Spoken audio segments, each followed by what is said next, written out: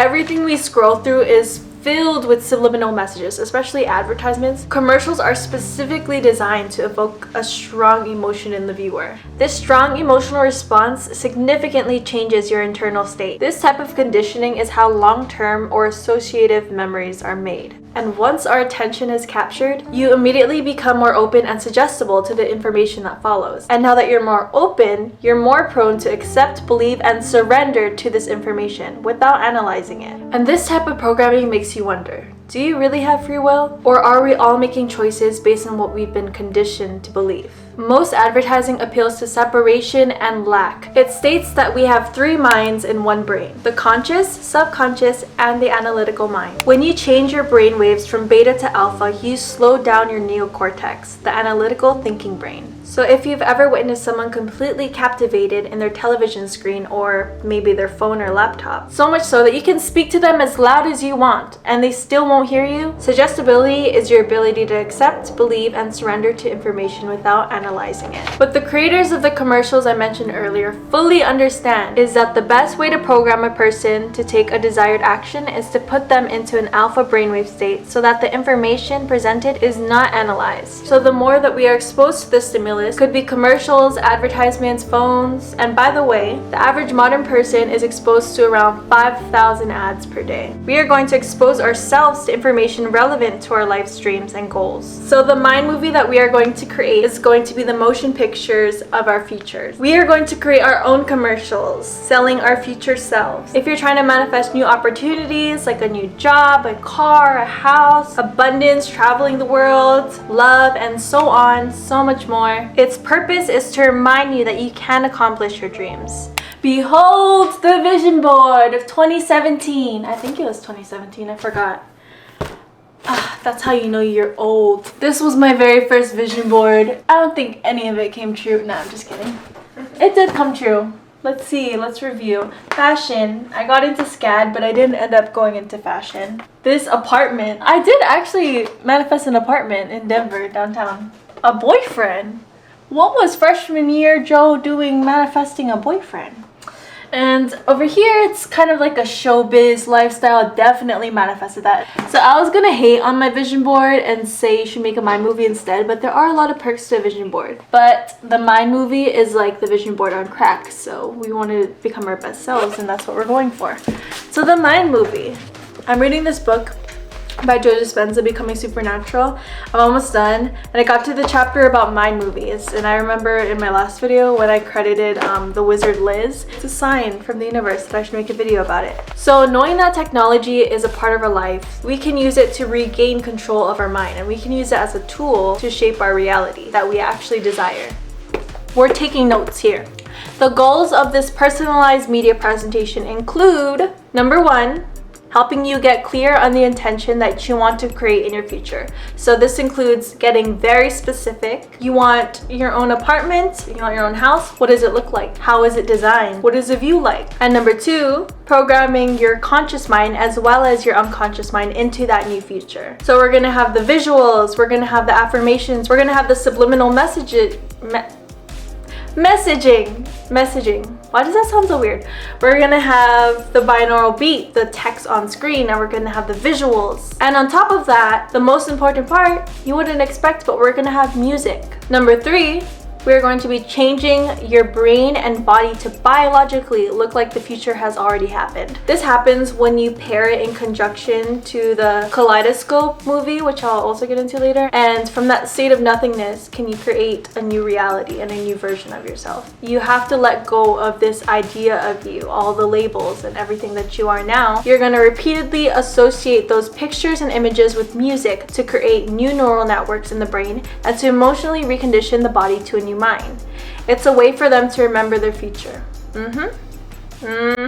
This is my mom. She's the ultimate manifester. She taught me about manifestation. Yeah, I'm doing it since I was 5 years old when my first time watched a movie in the Philippines. Then it linked that movie on my head. I started manifesting since then. Once you manifested, you always need to take action, also believe that it's gonna be happen, right? So I always teaching my daughters, you really need to focus and don't focus with negativity. All the challenges in life that's your story.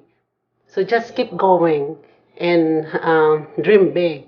I always tell them dream big because that's me. See, look at what she's accomplished. So proud of her. She's gonna be the TikToker, the Instagram. He came from the middle of nowhere in the rice fields in Philippines. And now look at what we live, right? I manifested this house. Yeah, every time I'm driving to go back and back in and out to go to work there. I always seeing this mountain. Then I always I live in there. I know, like if the big house, you can see a big house. You can imagine that your name is on there. Yeah. That's Jovel Lucas' house, right? Yeah, you can buy this in Amazon, and it's very cheap. On the back side of this book, you can see my prayer. Yeah. So I pray this every day for my daughters. You can pray your family members every day too. Hello. Yeah, thank you. There's a reason why Dick Clark said that music is the soundtrack of your life. It's because music has a specific way of calling up new memories and emotions and experiences. When you listen to that nostalgic song, your brain recalls images of certain times and places. Neurologically speaking, this song acts as an external cue, causing a specific set of neural neurons in your brain to fire. By associating, you see images in your mind that have been frozen in time. And we call this an associative memory. So if you can't stop thinking about that ex, it's probably because you're listening to the same music that you listened to before with them. And that makes sense, doesn't it? Like, for me, when I listen to Hannah Montana, I'm transported back onto like that fake stage from childhood, giving concerts to passing cars.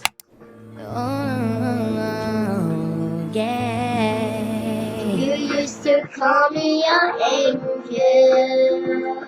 I wanted you to stay here holding me. Sha-la-la-la-la, I miss you. And say hi to my friends and cousins in the Philippines. I go back to my old playlist and I remember the exact feelings that I felt when I created those playlists and when I was listening to those songs. This includes sad music. I've been trying to wean off sad music, the music with like toxicity in it. I'm like, damn, like I feel it rubbing off on me because I'm an empath, right? So I got to be like extra protective of my energy. And I just realized that that subliminal messaging and reinforcement, like those are affirmations too. So I was like, okay, I'm gonna start being more selective of what I listen to. All those intrusive thoughts gone, like all the sadness and insecurity gone. So music has a big effect. So choose wisely, because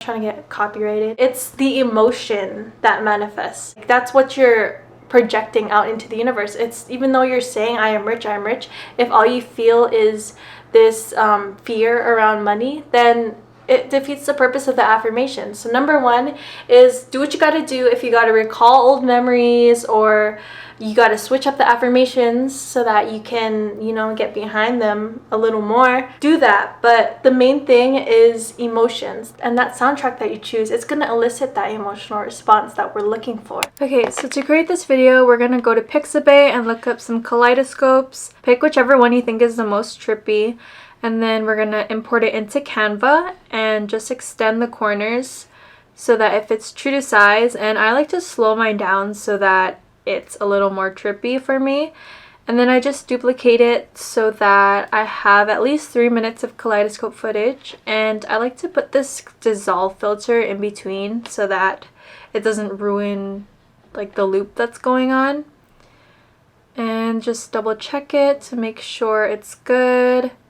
And then I like to go to the elements and look up money or whatever it is you're trying to manifest and go into videos. So this is a good one. And I kind of also use it as a backdrop because Canva has the more general ones, and then Pinterest has like specifically what you're trying to manifest. So that's what I like about it. And He says to put the kaleidoscope part for 8 minutes and the mind movie 8 minutes, but honestly do whatever duration it takes for you to fall into that trance-like state. Everybody is different. And I also like to go to YouTube to look up different videos like Michelin star restaurants. And this is the fun part. You're going to go to Pinterest. You're going to look up what you want to manifest, and you just open a bunch of tabs like me. Probably not like me. I would just pin it and make it first, and then you're gonna copy the images. You don't need to download them, just copy them and paste them into Canva, whichever ones you like. So for the first part of my vision board, I'm gonna be manifesting money, financial freedom, so I'm going to lay that out, and then you're going to want to write down your affirmation. If you need help finding affirmations, you could also go to Pinterest and look up affirmations for manifesting money, and there's usually a lot of great examples. So I like to customize the font as well, because when you do a font that's more eye-catching, your brain remembers it more. That's also a study hack. Anything that's not like plain black font, your brain is going to remember it better. And then my favorite feature is this keyframe feature. So if you want the effect of it zooming in, you pretty much just click the scale. And for the music part, I like to look up Life Glow Up Subliminal, and subliminals are basically affirmations playing quietly in the background of music, and this one caught my eye and I like the sound of it. So yeah, now I'm gonna show you how to use your mind movie. Unfold into the present moment, and when you attain that state, open your eyes and stare into the kaleidoscope. Once in a trance, switch to your mind movie. When you've watched your mind movie enough that you can predict the next scene, you've mapped it neurologically. Over time, you'll associate different parts of the song you have chosen with the different images of your mind movie. As you gaze into the kaleidoscope in a trance and hear your song, by association, your brain automatically recalls different images from your mind movie. This causes you to further remember your future biologically, automatically and repeatedly firing and wiring neural networks. Now your brain is being programmed to look like the new future has already happened, while the emotions are signaling new genes to biologically change your body in preparation for your new future. Watch the kaleidoscope in tandem with your mind movie every day for a month, twice daily. Sounds like a prescription drug. But I'm going to be experimenting with this myself. I have created mind movies in the past and I do feel like they work. I've manifested everything in my last one, which is crazy, including a trip to Athens and Italy. Like Greece and Italy, specifically those two places were on my freaking vision board. And then this year, I am so pumped for that one.